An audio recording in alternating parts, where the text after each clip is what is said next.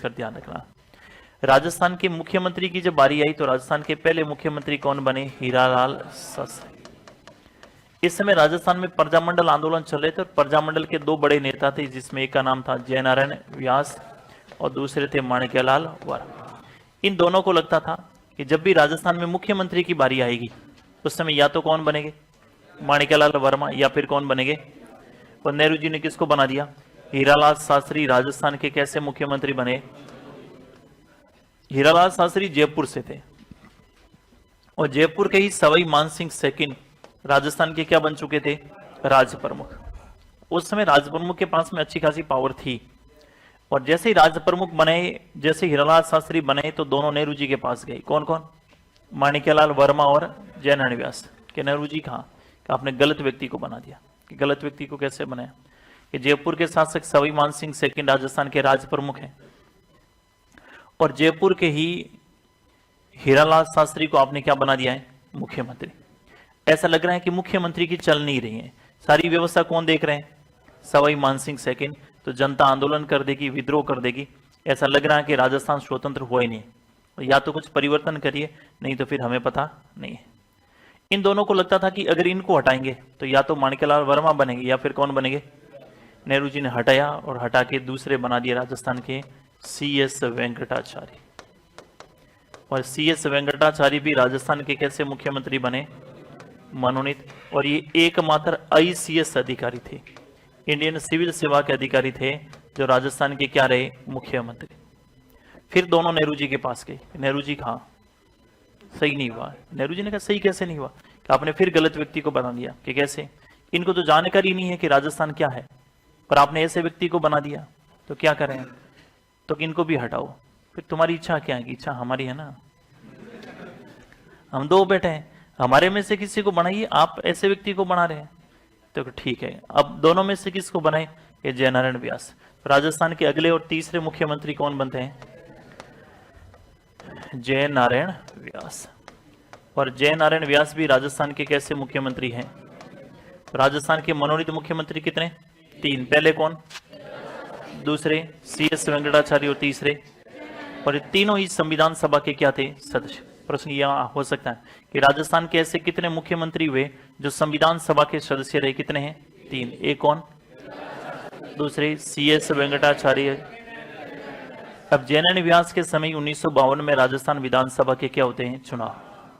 व्यास जी ने पूरी तैयारी करी। जोधपुर की उस समय सरदारपुरा सूरसागर ऐसे सीट नहीं थी। जोधपुर A सीट और जोधपुर B सीट। और जोधपुर B सीट से व्यास जी ने कहा हम चुनाव लड़ेंगे। उसी जोधपुर B सीट से महाराजा हनुमंत सिंह ने कहा हम भी चुनाव लड़ेंगे। महाराजा, क्योंकि राज परिवार तो था और राज परिवार को राजनीति में आने के लिए उस समय एक अलग से पार्टी बनी, राम राज्य परिषद। ये जितनी भी रियासतें हैं वो रियासतें सब चुनाव लड़ेगी। कौन सी पार्टी से? राम राज्य। हनुमंत सिंह ने कहा हम भी चुनाव लड़ेंगे। व्यास जी को लगा यार हनुमंत सिंह जी और मैं चुनाव लड़ेंगे तो मैं तो हार जाऊंगा। हनुमंत सिंह का एक राजनीति में दबदबा था और थोड़ा सा अपनायित वाला भाव था, तो आम जनता में अभी भी लोकप्रिय है। तो व्यास जी गए मिलने के लिए हनुमंत सिंह जी के कि महाराजा आप चुनाव लड़ रहे हैं? हाँ मैं चुनाव लड़ रहा हूँ। और मेरे सामने लड़ रहे हैं? हाँ आपके सामने। अगर मेरे सामने चुनाव लड़े और मेरी लोकप्रियता तो आपको पता ही है लोकप्रियता, क्यों प्रजामंडल के बहुत बड़े नेता थे।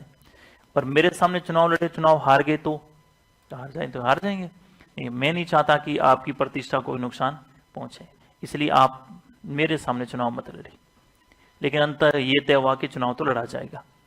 व्यास जी ने कहा कि हम जनता से पता कर लेते हैं, अगर माहौल तुम्हारे पक्ष में तो मैं कोई नहीं कैंसिल कर दूंगा, और माहौल अगर आपके पक्ष में है तो या मेरे पक्ष में है तो आप कैंसिल कर दें। दोनों ने अपने अपने स्तर पर जनता में पता किया और जनता से पूछा कि अगर मैं और हनुमंत सिंह जी चुनाव लड़ते हैं तो वोट किसको देंगे? जनता ने कहा हनुमंत सिंह को। व्यास जी को लगा मामला तो अपना ही गड़बड़ है, क्या किया जाए। व्यास जी ने जोधपुर से चुनाव लड़ा और जालोर से और चुनाव लड़ा। विधानसभा का चुनाव 2 जगह से लड़ा। चुनाव का परिणाम आया और दोनों जगह से चुनाव हार गए। ये तो हारे ही हारे। माणिक्यलाल वर्मा और प्रजामंडल के जितने नेता जो मुख्यमंत्री बनने के प्रबल दावेदार थे सब चुनाव हार गए। कांग्रेस को बहुमत तो मिला लेकिन मुख्यमंत्री के दावेदार सारे हार गए। अब मुख्यमंत्री किसको बनाए? तो बहुत सीधे व्यक्ति थे, एक टीकाराम पालीवाल। क्या नाम था? और ये टीकाराम पालीवाल राजस्थान के प्रथम कैसे निर्वाचित। टीकाराम जी मुख्यमंत्री बनते हैं और काम सारे कौन देख रहे हैं? जयनारायण व्यास। इसलिए टीकाराम पालीवाल को काम चलो मुख्यमंत्री भी कहा गया कि राजस्थान के एकमात्र काम चलो मुख्यमंत्री कौन है? टीकाराम पालीवाल। व्यास जी को लगा काम सारे मैं कर रहा हूं, लेकिन जब तक खुद मुख्यमंत्री की कुर्सी पर बैठ के काम नहीं करूं ना, मजा नहीं आ रहा है। अब क्या किया जाए? मुख्यमंत्री तो तभी बनेंगे जब पहले विधायक बने, और विधायक बनने के लिए कोई न कोई सीट खाली करवाएं। तो व्यास जी के अच्छे मित्र थे चांदमल मेहता, जो किशनगढ़ से चुनाव जीते थे, अजमेर से। मेहता जी को बुलाया एक दिन, और बुला के कहा कि तू मेरा भाई है। कहा भाई हूं, तो भाई के लिए क्या कर सकता है? तो भाई के लिए जान दे सकता हूं। क्या जान नहीं चाहिए तो सीट चाहिए। कि क्या मतलब हुआ? मतलब ये कि तू इस्तीफा दे। कहा तेरी सीट से तेरा भाई चुनाव लड़ेगा, तेरा भाई चुनाव जीतेगा, मतलब तू जीत गया। तेरा भाई चुनाव जीतने के बाद मुख्यमंत्री बनेगा, मतलब तू मुख्यमंत्री बन गया। भावुक हो गया अगला व्यक्ति। और भाई ने क्या दिया? इस्तीफा। उपचुनाव हुए और व्यास जी चुनाव, और जीतने के बाद टीकाराम पालीवाल को हटा दिया, और हटाकर खुद क्या बन गए? टीकाराम जी ने कहा यार ऐसे कैसे हो सकता है, तो आपको उप मुख्यमंत्री बना देते। ये सारी घटनाक्रम कौन देख रहे? वर्मा साहब। वर्मा साहब तो बैठे थे। अब दोनों चुनाव हार के, कोई दिक्कत नहीं थी। दोनों में से व्यास जी जुगाड़ करके जीत गए और मुख्यमंत्री बन गए, तो बताओ दिक्कत किसको होगी? वर्मा। और वर्मा जी ने टीकाराम को बुलाया कि टीकाराम आपको क्या बनाया? कि उप मुख्यमंत्री। आज तक की प्रमोशन हुआ कि डिमोशन हुआ? तेरा क्या हुआ? मेरा तो डिमोशन हुआ। कैसे? कि क्या बनाए? उप मुख्यमंत्री। उप मुख्यमंत्री क्या है? संविधान में उल्लेख है नहीं कि साइकिल के डंडे वाली सीट है, तुझे लगा के आगे बैठा दिया। चला कौन रहे? व्यास जी। तो क्या करें? अपन चलते हैं नेहरू जी के पास, और नेहरू जी को कहते हैं कि राजस्थान में ठीक नहीं चला। इस बार माणिक्यलाल वर्मा के साथ में कौन है? टीकाराम पालीवाल। और दोनों जाते हैं, और टीकाराम पालीवाल और माणिक्यलाल वर्मा कहते हैं कि साहब राजस्थान में ठीक नहीं चल रहा। नेहरू जी कह रहे हैं भले आदमी, इतने सारे मुख्यमंत्री बन के, क्योंकि यहां पर वापस से मुख्यमंत्री कौन बन जाते हैं? और वर्ष आया अब तक 1954। तुम्हारी इच्छा क्या है भाई? इतने कम वर्ष में तुमने मुख्यमंत्री बदल लिए, 1 2 3 4 5, हर वर्ष मुख्यमंत्री बदल रहा तुम्हारा। तो क्या किया जाए? कि देखो साहब हम आपको कहने आए हैं, बाकी बनाओ नहीं बनाओ चेंज करो, ये हमारी। और माणिक्यलाल वर्मा ने कहा साहब मैं तो मुख्यमंत्री बन ही नहीं सकता, मैं तो विधायक ही नहीं हूं, मेरी इच्छा नहीं है बनने की, लेकिन टीकाराम जी को पूछ लो जो भी है। और क्या टीकाराम जी? टीकाराम हाँ साहब गड़बड़ है मामला सारा। अब नेहरू जी भी परेशान, देश के प्रधानमंत्री हैं, राज्यों में ठीक नहीं चला। नेहरू जी ने कहा कांग्रेस के जितने विधायक जीते हुए ना, वो सब के सब कहां आ जाओ?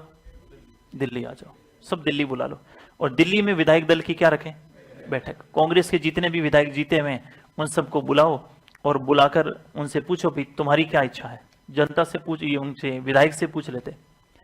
तो नेहरू जी की मांग पर राजस्थान के जितने भी कांग्रेस के विधायक थे, सबके सब अपने अपने खेमे में 2 भागों में बटे हुए, और कहां पहुंचते हैं? दिल्ली।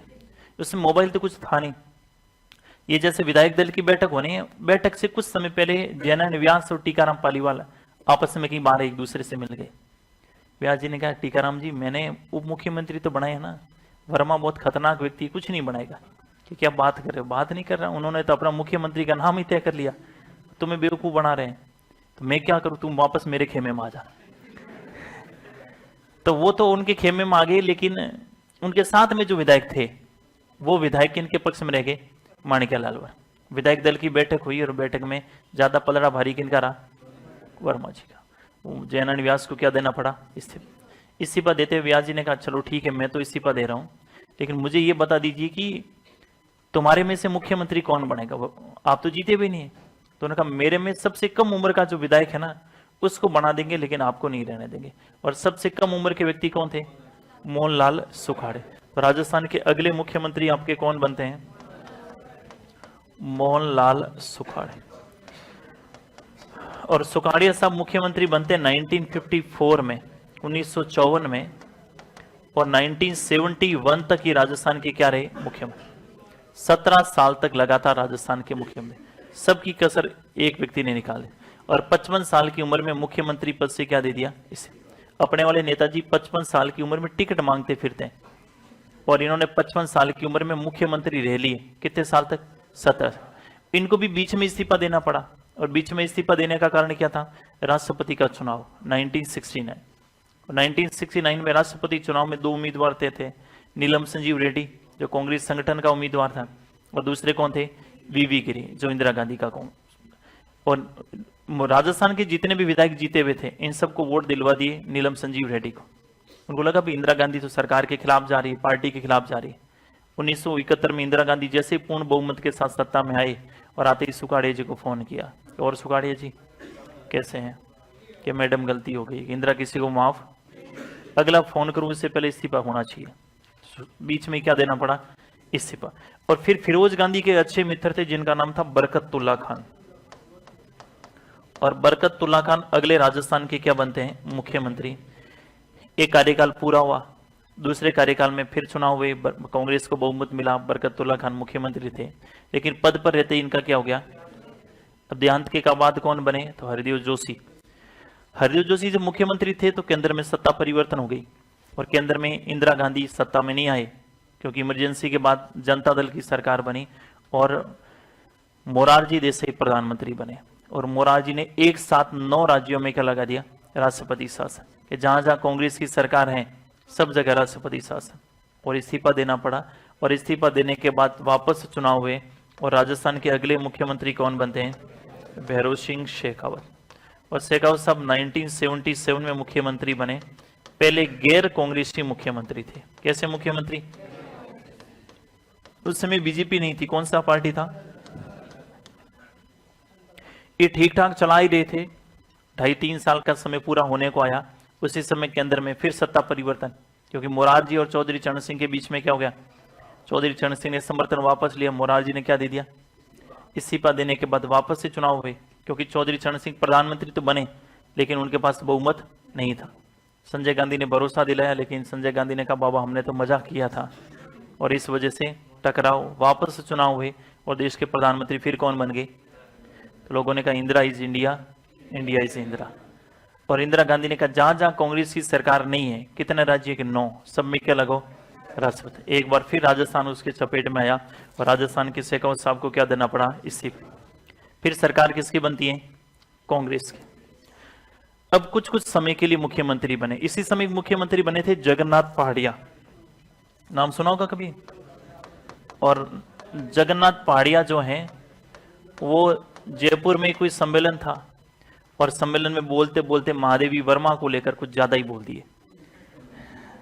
अब ज्यादा बोला तो इस टाइप का माहौल बना कि सीएम साहब को बीच में क्या देना पड़ा, इस्तीफा। तो कवियत्री पर टिप्पणी के कारण इस्तीफा देने वाले व्यक्ति कौन थे, जगन्नाथ पहाड़िया, और राजस्थान के पहले दलित मुख्यमंत्री थे। पहाड़िया साहब ने इस्तीफा दिया, कुछ कुछ अवधि के लिए बीच में और मुख्यमंत्री बने, माथुर साहब बने, शिवशरण माथुर। उसके बाद में हीरालाल देवपुरा बने।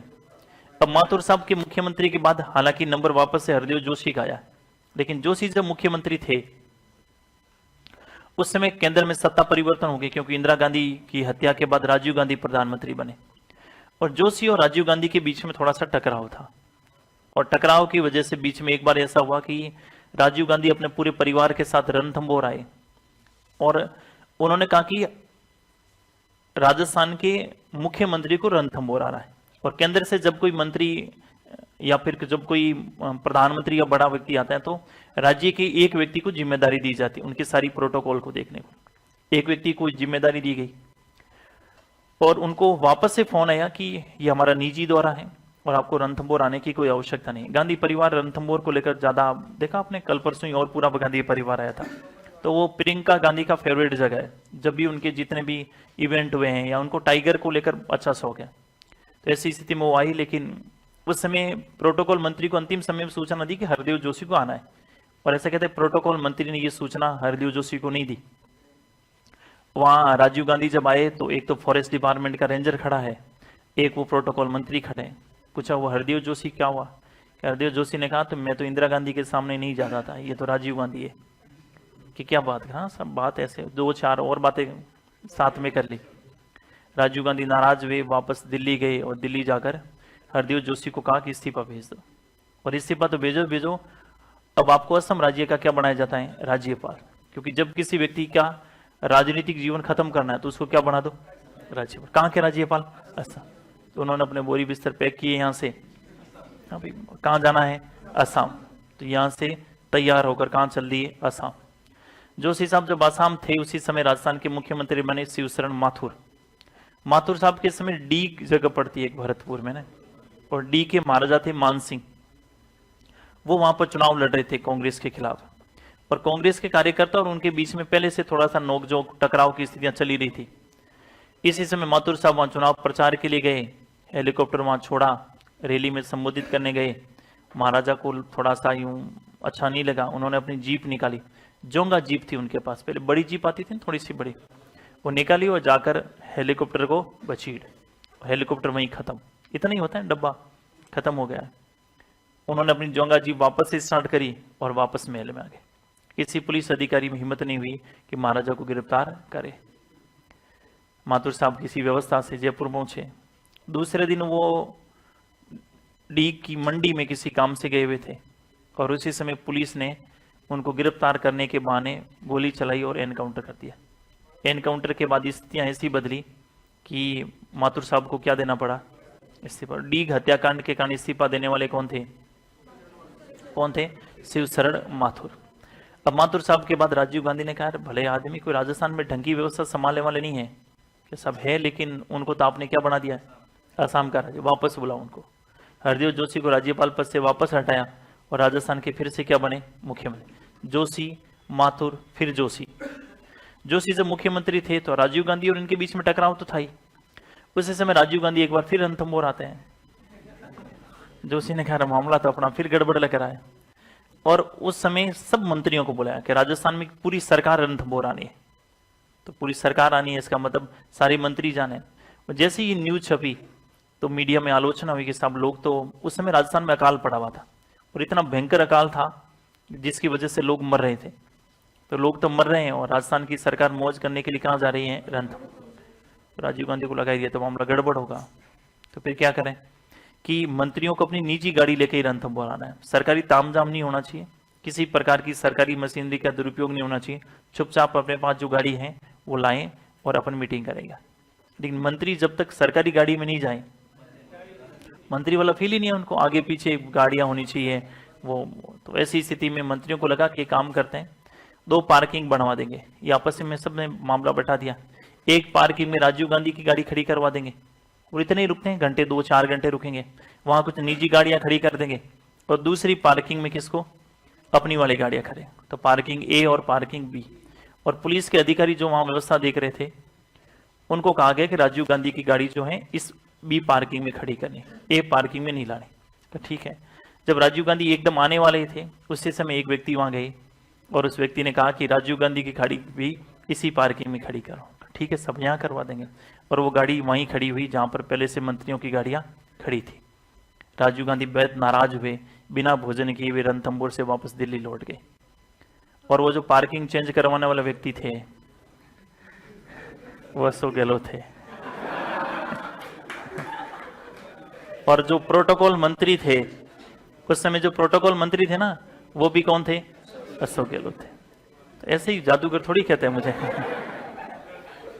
और मैं मानता हूं कि राजनीति में जब जाति व्यवस्था अपनी पीक स्थिति पे, चरम पे है, जातिवाद चरम पे है, उस समय अपनी जाति का नाम लिए बिना 1-2 विधायक होते हुए भी राजस्थान में मुख्यमंत्री बन जाना, ये अपना में बहुत बड़ी बात है। जब राजस्थान में गांव में वार्डपन जाति के आधार पर बन रहे, तो जादूगर तो मैं हूं ही है। इसके बाद शेखावत साहब बनते हैं। शेखावत साहब के बाद में चुनाव होते हैं, और राजस्थान में परशुराम मदेरणा के नेतृत्व में चुनाव लड़े गए, और तय माना जा रहा था कि राजस्थान के मुख्यमंत्री परशुराम मदेरणा ही बनेंगे। 150 से ज्यादा सीटें मिली। अब 150 से ज्यादा सीटें मिलने का मतलब विपक्ष पूरी तरीके से कमजोर। अब राजस्थान के मुख्यमंत्री के नाम पर लगभग तय था, 11वीं विधानसभा थी वह। तो सब विधायक दल की बैठक होने से पहले जो बड़े कांग्रेस के लीडर थे उन्होंने कहा कि यार सोनिया जी को बधाई दे के आते थे, जिसमें गहलोत जी प्रमुख थे। गहलोत जी ने कहा सोनिया जी से मिलके आ जाते हैं और बधाई दे देता है कि भाई राजस्थान में भैरव सिंह जी की सरकार 2 बार बनी थी लेकिन इस बार हटा दी। परशुराम जी ने कहा देखो मैं तो नहीं जा रहा। 3 नेता ऐसे थे जिनकी अच्छी बॉन्डिंग थी, परशुराम, राम सिंह बिश्नोई और खेत सिंह राठौड़। तीनों में इतनी अच्छी बॉन्डिंग थी कि खेत सिंह जी ने कह दिया तो राम सिंह जी कह देते थे, परशुराम जी कहते थे, बात हो गई बस। मतलब आपस में पूछने की भी आवश्यकता नहीं थी। इतनी अच्छी बॉन्डिंग। तीनों ने राजस्थान में जब राजनीति करी तो किसी ने एक दूसरे को गिराने का वो प्रयास नहीं किया। तो गहलोत जी ने कहा देखो मैं तो जाऊंगा, तो साथ में किसको ले जाएं? तो एक तो प्रद्युमन सिंह, नाम सुना होगा, अपने वित्त आयोग के अध्यक्ष थे। एक नागौर के कोई मिर्जा थे। वो तीनों व्यक्ति गए वहां और वहां जाकर गहलोत जी से बात हुई। गहलोत जी ने सोनिया जी से बात करी, बधाई दी, उसके बाद वापस आ गए। अब केंद्र से एक चिट्ठी आई कि राजस्थान के मुख्यमंत्री कौन बनेंगे, पार्टी आला कमान तय करेगी। पार्टी आला कमान का मतलब पार्टी का शीर्ष नेतृत्व तय करेगा, और शीर्ष नेतृत्व मतलब सोनिया गांधी। वहां से चिट्ठी आई कि परशुराम मदेरणा 11वीं विधानसभा के अध्यक्ष होंगे और अशोक गहलोत राजस्थान के मुख्यमंत्री होंगे। गहलोत जी ने कहा देखो मैं कुछ नहीं कह रहा, जो भी व्यवस्था है वो पार्टी तय करेगी, वो हमें मंजूर है।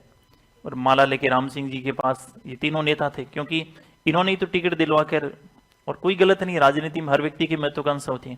गहलोत जी के पास वो माला लेके गए और गहलोत जी को माला पहना दी, मुख्यमंत्री बन गए। परशुराम जी विधानसभा के अध्यक्ष हैं और गहलोत जी राजस्थान के मुख्यमंत्री। 5 साल व्यवस्था ठीक चली। अगली बार विधानसभा के चुनाव होते हैं और कांग्रेस सत्ता में नहीं आई और बीजेपी सत्ता में आती है, और 12वीं विधानसभा में वसुंधरा राजे राजस्थान के क्या बनते हैं, मुख्यमंत्री।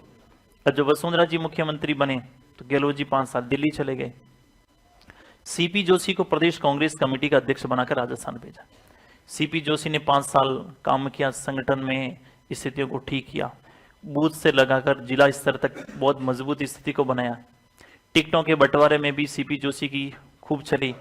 गहलोत जी खुद ने प्रेस कॉन्फ्रेंस में कहा कि इस बार राजस्थान में कांग्रेस की सत्ता आएगी और सीपी जोशी मुख्यमंत्री हो सकते हैं। चुनाव का परिणाम आया, सीपी जोशी चुनाव हार गए। कितने वोट से? 1 वोट। कहते तुम क्या जानो रमेश बाबू 1 वोट की कीमत, किससे पूछो? सीपी जोशी। अब गहलोत जी एक्टिव हुए। कांग्रेस को उस समय 94 या 96 ऐसी कुछ सीटें मिली थी, बहुमत से थोड़ा सा कम। बसपा को 6 विधायक जीते। गहलोत जी ने 94 को छोड़ा, बसपा वाले 6 पक्ष में कर लिए। बसपा वालों को कांग्रेस ने संपर्क किया, भाई तुम्हारे बिना तो सरकार बनेगी नहीं। बसपा वालों ने कहा ठीक है, आ जाएंगे कांग्रेस में, विलय हो जाएंगे पूरा ही। लेकिन कांग्रेस में विलय तब होंगे जब मुख्यमंत्री गहलोत जी बने। गहलोत जी ने कहा देखो मैं कुछ नहीं कह रहा, जो भी है ये पार्टी आलाकमान तय कर रही है, और पार्टी आलाकमान जो तय करेगा वो हमें मंजूर है। मैं इसके बारे में एक शब्द भी। पार्टी आलाकमान का फिर फैसला आया कि राजस्थान के दूसरी बार मुख्यमंत्री कौन होंगे। अगली बार विधानसभा के चुनाव हुए और चुनाव में कांग्रेस की बुरी तरीके से हार होती है, 21 सीटें मिलती हैं और बीजेपी को 160 से ज्यादा सीटें मिलती हैं। वसुंधरा जी दूसरी बार मुख्यमंत्री बनते हैं। सचिन पायलट को प्रदेश कांग्रेस कमेटी का अध्यक्ष बना के राजस्थान भेजा और गहलोत जी फिर दिल्ली चले गए। 5 साल गहलोत जी दिल्ली रहे और पायलट साहब ने संगठन को मजबूत किया। चुनाव का जब डेट फाइनल हुई तो सब तरफ ये माहौल था कि इस बार सचिन पायलट राजस्थान में मुख्यमंत्री। जो जिले जहां कभी कांग्रेस चुनाव जीती नहीं, पायलट साहब की वजह से वहां पर अच्छा खासा प्रभाव बना। जो लोग खूब बीजेपी को वोट दे रहे थे उनको लगा कि यार पायलट साहब मुख्यमंत्री बन रहे हैं, तो उस बेल्ट में खूब सीटें कांग्रेस की आई। चुनाव का परिणाम आया। परिणाम के बाद गहलोत जी ने कहा देखो मैं कुछ नहीं कह रहा, जो भी तय करेंगे वो पार्टी आलाकमान तय करेंगे। तो मीडिया में ऐसी न्यूज चली कि शायद पायलट साहब हो सकते हैं, और गहलोत जी ने कहा कि देखो मैं कुछ नहीं। फिर मीडिया ने कहा कि राहुल गांधी की इच्छा है कि यूथ को आगे लाए। तो उस समय मध्य प्रदेश में भी कमलनाथ और सिंधिया जी के बीच में टकराव चल रहा था। तो गहलोत जी को पूछा कि राहुल जी की इच्छा है पायलट साहब बने। तो गहलोत जी ने एक ही शब्द में कहा कि राहुल जी अच्छे नेता हैं, कोई दिक्कत नहीं है, उनकी इच्छा जो भी है वो हम सब की इच्छा है। फिर बाद में एक लाइन में ये कहा कि राहुल जी छोटे थे ना, वो मेरी गोदी में खेलते थे। और वास्तविकता थी ये, क्योंकि गांधी परिवार जब संकट में था उसमें 3 नेता जिन्होंने गांधी परिवार को बहुत स्ट्रॉन्ग किया, जिनमें एक तो अहमद पटेल थे गुजरात के, जिनका देहांत हो गया, दूसरे गहलोत जी थे, और तीसरे ये मध्य प्रदेश के कमलनाथ थे। वहां से तय हुआ, लगभग ये तय था, माना जा रहा है कि 3 साल गहलोत जी रहेंगे, 2 साल पायलट साहब रहेंगे। 3 साल से पहले ही आपस में टकराव हो गया। पायलट साहब मानेसर चले गए विधायकों को लेकर, एक दूसरे से सोशल मीडिया पर खूब आरोप प्रत्यारोप हुए। बीच में गहलोत जी को लगा कि शायद पायलट साहब बीजेपी में जा रहे हैं, तो गहलोत जी ने भी 1-2 इस टाइप की बातें कही हालांकि गहलोत जी के इतने राजनीतिक कैरियर में वो पहला ऐसा शब्द था कि मैं यहाँ बैंगन बेचने नहीं आया हूँ, राजनीति करने आया हूँ। और 2-4 लाइन अच्छी जान लेता है, दिखने में थोड़ा सुंदर है, इसका मतलब ये थोड़ी हुआ कुछ भी करेगा, ठीक है। लेकिन पायलट साहब ने एक शब्द नहीं बोला, ये अपना में पायलट साहब की बहुत बड़ी मजबूती है। एक शब्द भी किसी भी व्यक्ति नेता के आज तक ही नहीं बोला, मतलब व्यक्तिगत नहीं बोला कभी।